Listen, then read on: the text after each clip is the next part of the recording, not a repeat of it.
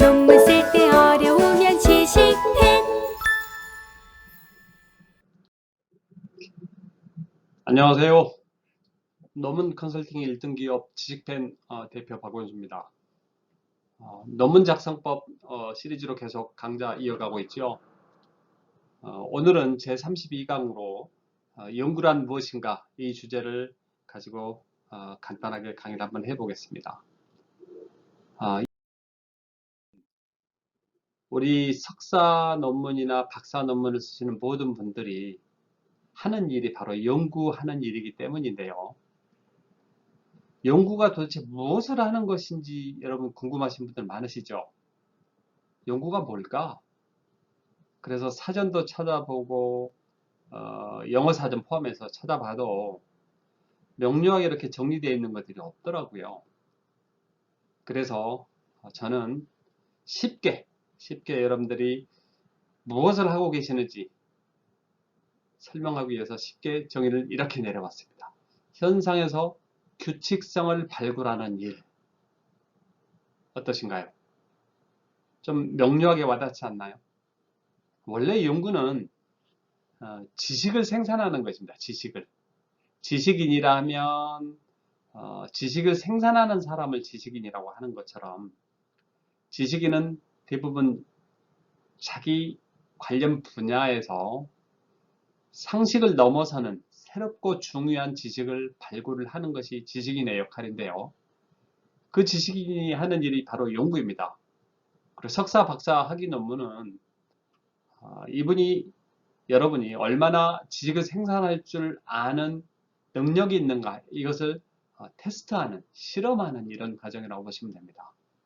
자, 그래서 자기 각기 맡은 분야에서 현상이라 하면 교육학이면 교육 현장에서 학생이나 뭐 교육 방법이나 교사나 아니면 교육 제도나 이런 것들에서 새로운 규칙성, 중요한 규칙성을 찾아서 보고를 하면 좋은 연구가 됩니다. 그래서 좋은 학위로 쉽게 인정받을 수 있겠죠.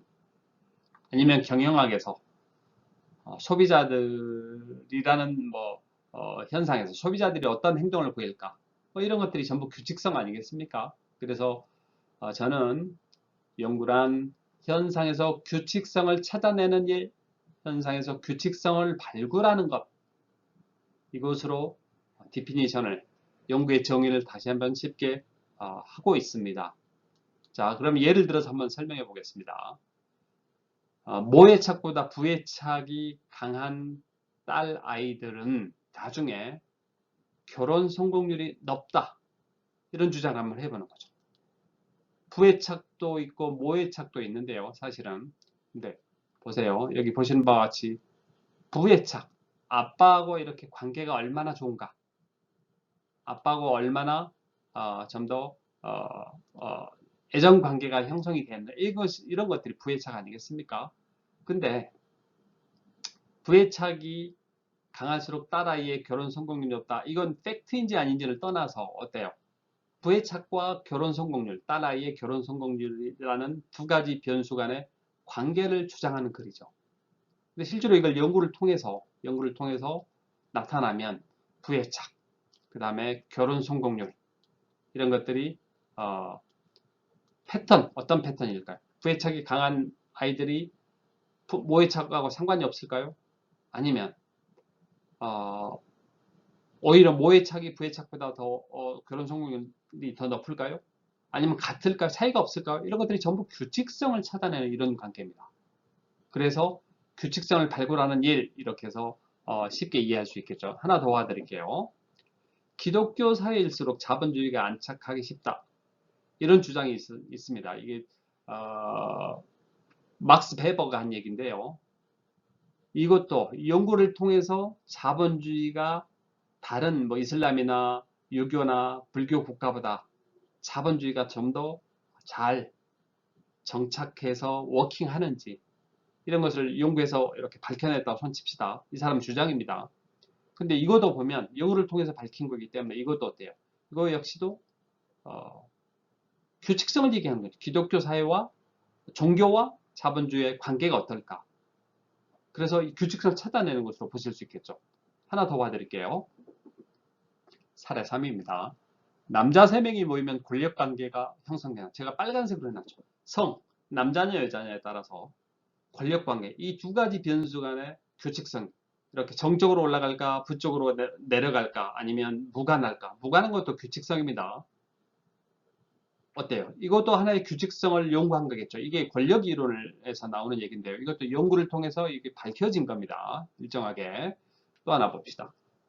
그러면 전부 이렇게 뭐 무슨 뭐 규칙성이 반드시 정적이나 부적인가만 얘기하는 것이 아니라는 것이 바로 네 번째 이 사례에서 얘기하는 겁니다. 인종 간 지적 능력 차이가 없다. 있을 줄 알았는데 연구를 해봤더니 없더라는 것이죠.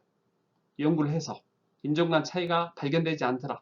백인이든 흑인이든 황인종이든 본질적으로 지적 능력 차이가 발견되지 않았다. 이런 정도 주장은 어떤 것이만 역시 규칙성을 말하는 것이죠. 규칙성.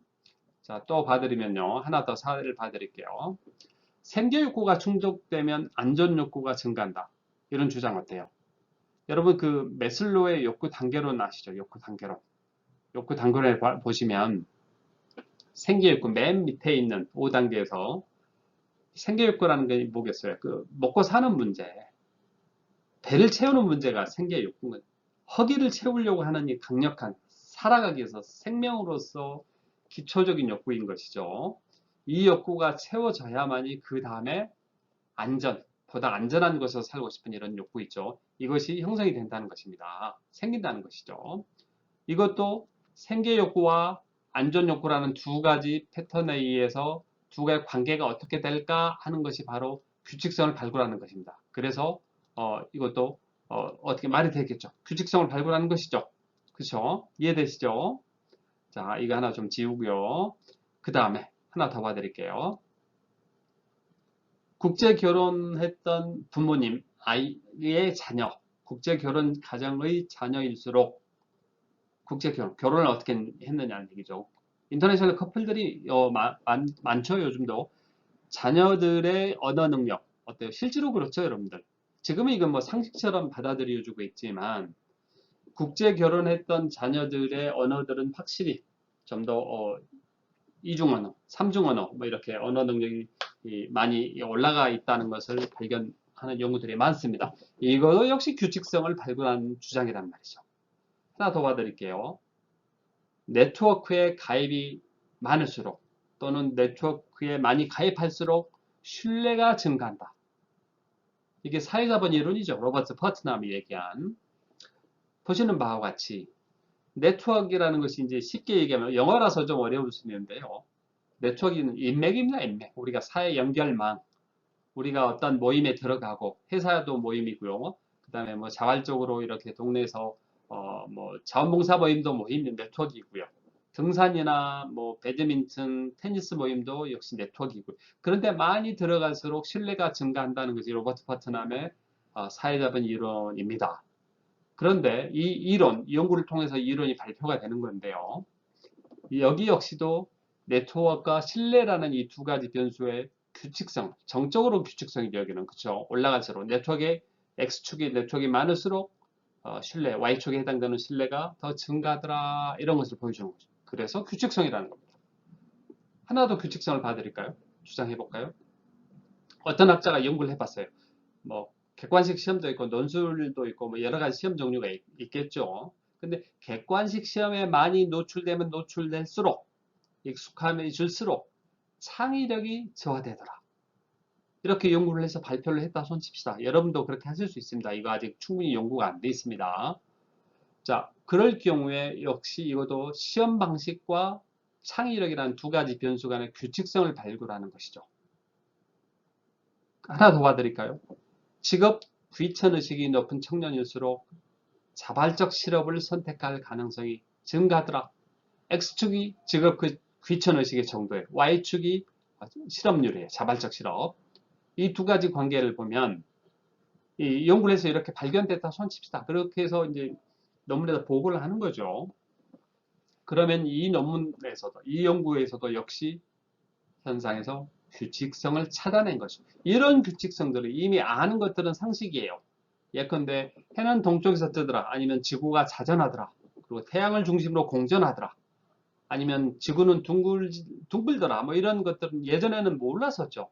그렇지만 새로운 발견, 연구를 통한 발견으로 이게 상식으로 내려가는 것이죠.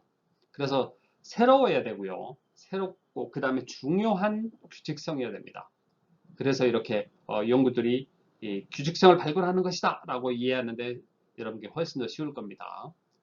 하나 더 사례를 봐드리면 지구의 공룡이 멸종된 그 사유, 이유, 해성 충돌이다. 해성 충돌 이론이죠.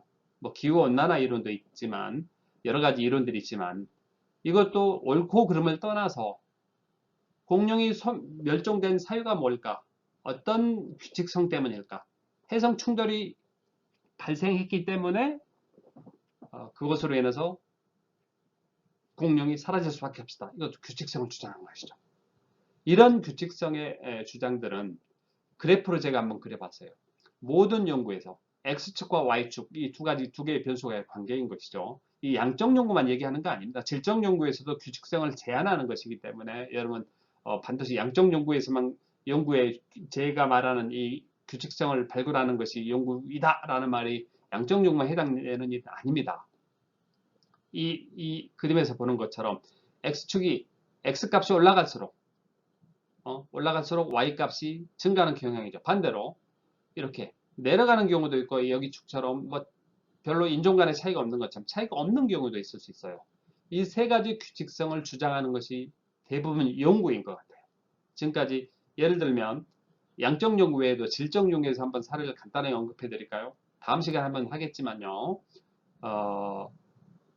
예컨대 여성들의 행복 지수가 올라가는 것은 한 사례를 봤더니 남녀가 평등하고 이건 질적 연구에 양적 연구가 한 게 아니에요. 라다크에서 사례를 가지고 하는 것입니다. 라다크의 사람들이 문명의 이익이나 뭐 자동차, 인터넷 이런 것처럼 TV 이런 것들이 전혀 없는 고립무원의 지역임에도 불구하고 행복하게 살더라는 것이죠. 1년에 겨울이 6개월임에도 불구하고. 그래서 여성들이 늘 남성들 포함해서 행복하게 사는 모습을 보면서 그 이유가 뭘까? 한 사례를 가지고 참여 관찰을 한 사례가 바로 라다크로부터 배운다. 오래된 미래이죠. 여기서 주장은 뭐였냐 그러면 성차별이 없다는 것이죠. 성이 평등하다. 남녀가 평등하다는 것이죠. 두 번째 이유를 이웃 간의 유대감이라고 했어요. 유대감. 이웃에서 무슨 일이 일어나는지 서로 친하게 지낸다는 것이 유대감 어렵게 이해하실 필요 없습니다. 이 두 가지 요인에 의해서 사람들이 행복해질 수 있다. 이렇게 주장하는 것이죠. 이게 바로 질서죠. 여기서 규칙이죠. 패턴인 것이죠. 유대감과 남녀 평등 이런 것들이 사람들의 행복 지수를 올려주더라. 한 사례이지만 질적 연구에 불과하지만 여기서도 규칙성을 주장하는 것이란 말이죠. 어떠신가요? 여러분 오늘 이해되셨나요? 예, 더 구체적인 연구 강좌는 제 논문 작성법 강좌는 지식팬 홈페이지에 오시면 논문 작성법 온라인 강좌가 약 30시간이 준비되어 있습니다. 유료이긴 하지만 여러분 반복해서 2번, 3번 아니면 30일 동안 아니면 45일 동안 패키지로 이렇게 길게 들으시면서 반복해서 들으시면 여러분들의 논문 작성 능력이 많이 증가할 것으로 보입니다. 오늘 강의 마치겠습니다. 감사합니다.